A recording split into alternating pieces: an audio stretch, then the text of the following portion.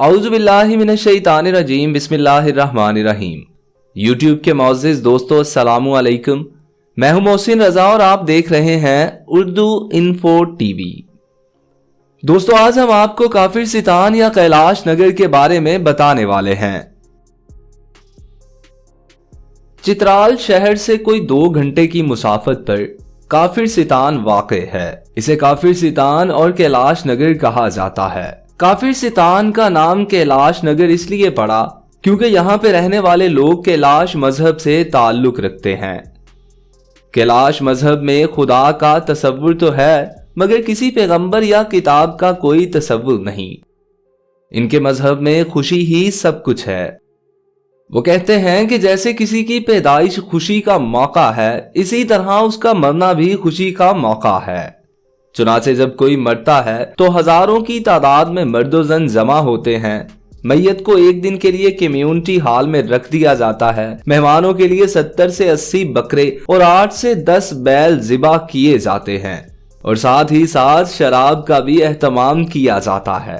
तैयार होने वाला खाना खालिस देसी होता है। आखिरी रसूमात की तकरीबात का जश्न मनाया जाता है और इनका अकीदा है कि मरने वाले को इस दुनिया से खुशी खुशी रवाना किया जाना चाहिए। जश्न में शराब, कबाब, डांस और हवाई फायरिंग होती है। मरने वाले की टोपी में करेंसी नोट रखा जाता है। पुराने वक्तों में वो मुर्दे को ताबूत में डालकर कब्रिस्तान में रख आते थे। आजकल इसे दफनाने का रिवाज है। कैलाश में होने वाली फौतगी खानदान को औसतन 18 लाख में पड़ती है, जबकि ये कम से कम 7 लाख और ज्यादा से ज्यादा 35 लाख तक भी चली जाती है। फौतगी की तरह इनके यहाँ शादी और पैदाइश भी हैरान कुन है। लड़के को लड़की भगाकर अपने घर ले जानी होती है। लड़के के वालिदैन और लड़की के वालिदैन और गांव के बड़ों को इसकी खबर करते हैं, जो लड़के के यहाँ आकर लड़की से तस्दीक हासिल करते हैं कि इसके साथ कोई जबरदस्ती नहीं की गई, बल्कि वो अपनी मर्जी से भागी है। यूं रिश्ता हो जाता है। उसके बाद दावत का एहतमाम होता है, जिसमें लड़की वाले बतौर खास शिरकत करते हैं। शादी के चौथे दिन लड़की का मामू आता है, जिसे लड़के वाले एक बैल और एक बंदूक बतौर तोहफा देते हैं। इसी तरह दोनों खानदानों के माबैन तहाइफ के तबादलों का ये सिलसिला काफी दिन तक चलता रहता है। हैरान कुन बात यह है कि प्यार होने पर शादीशुदा खातून को भी भगाया जा सकता है।